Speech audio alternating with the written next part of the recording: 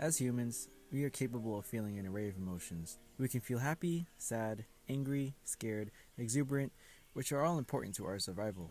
But it becomes a problem when we start identifying with our feelings, our emotions, when we listen to every thought that passes through our minds, especially the negative ones, and start to generate these not so helpful emotions within us which only push us down when all we want is to finally stand without being knocked down for the 100th time.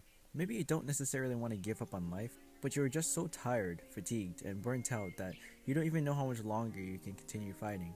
But you still have faith, even if it's just an ounce, that this is not the end. Let's take a look at Elijah in 1 Kings 19 verse 4. He had just killed the Baal prophets, which were promoted by King Ahab, the king of Israel. However, his corrupt and wicked wife Jezebel, who was the queen, ordered that Elisha would be killed for his actions. Elijah fled and hid away, crying out to God that he would take his life, for what he was going through was too much for him to bear alone. And what did God do? God didn't lecture him, he didn't tell him to toughen up and deal with it. God allowed him to rest, sent an angel to give him hotcakes and water, and allowed him to just chill out for a bit. God allowed him to rest so he would have the energy and strength to carry out what God called him to do. Sometimes we wear ourselves out so much and go so long without proper rest that we eventually break down and feel the effects of not getting enough rest, which even God did on the seventh day when he was creating this world. What may keep us from ever feeling relief that our efforts are enough, that we are enough, which leads to us wanting to give up, is the trap of perfectionism that I know so much of us deal with. We want to be our best, perform at our highest level possible, but at the same time, set such a high expectation on ourselves that if we even fall short just a little bit, we beat ourselves up and discredit ourselves. But the thing is, God isn't looking for perfection. He's looking for a willing and repentant heart. Life happens, and you may fall into temptation to find some relief, say something you probably should have held back, or maybe even entertain a thought you probably should have let go of, and now you've convinced yourself to relapse. And to top it all off, you feel terrible afterward. But instead of beating yourself up and wishing you never did the act, give that hurt and shame to God, to surrender and end that loop of constant shame and self-deprecation. And even before you fall into the sin, come to God. Even if that means you gotta throw your phone off the bed in order to cry out to God. Or maybe not throw, but gently put it on the floor.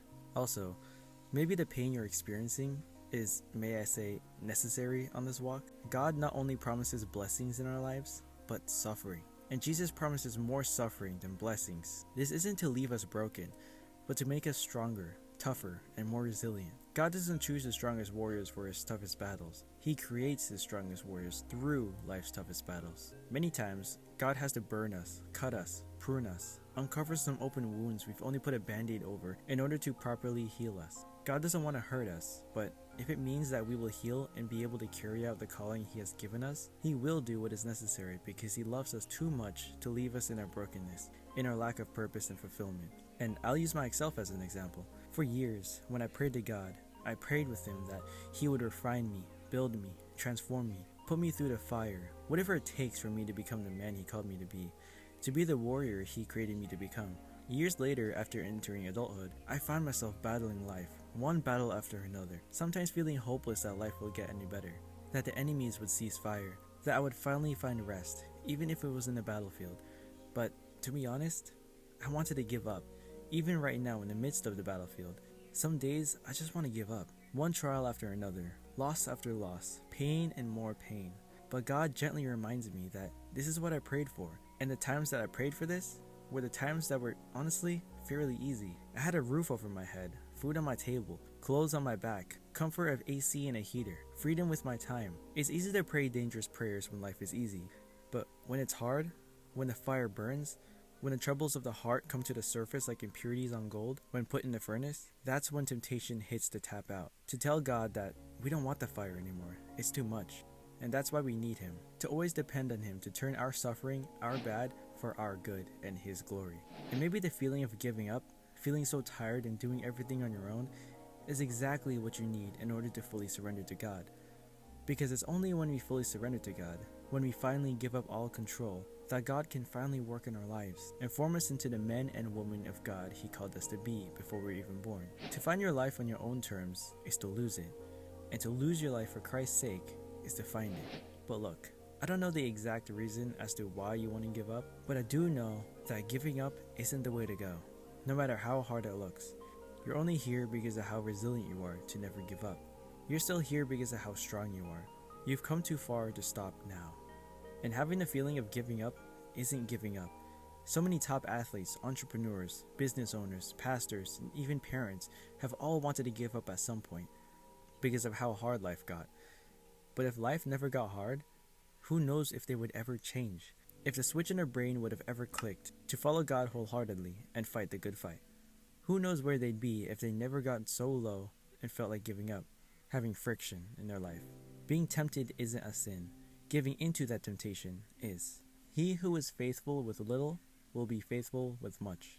So, brother or sister, I encourage you to get back up, to keep fighting, even if fighting looks like resting, because we all need rest, every single one of us. So, breathe. Look at the space around you, feel the space around you, be present, be still in your mind, and know that God is God. He will never leave you nor forsake you. He is for you and not against you. The more you hold on to control, the longer you delay what God can fully do in your life.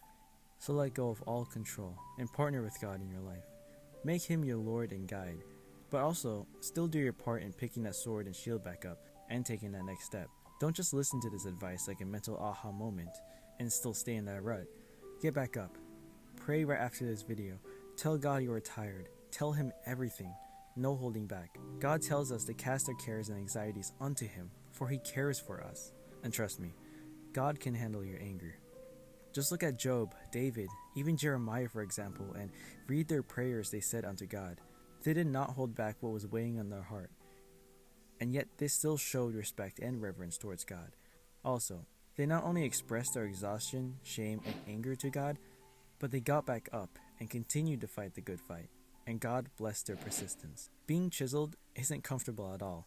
Change isn't found in the comfort zone. It's found in discomfort. Just like building muscle. Your muscles never truly get the chance to grow to its fullest potential without reaching muscular failure. It isn't comfortable, but the harvest in the end is so plentiful and worth it in the long run. And if you work out, especially weightlifting, you know how rewarding it is to push your muscles to their limits because you know that that pain will cause growth. And the harvest in the end is so plentiful and worth it in the long run. So, even in your pain, even in your restlessness, even in your darkest moment, God is waiting for you to get back up. And this time, involve Him. So, what will you do next?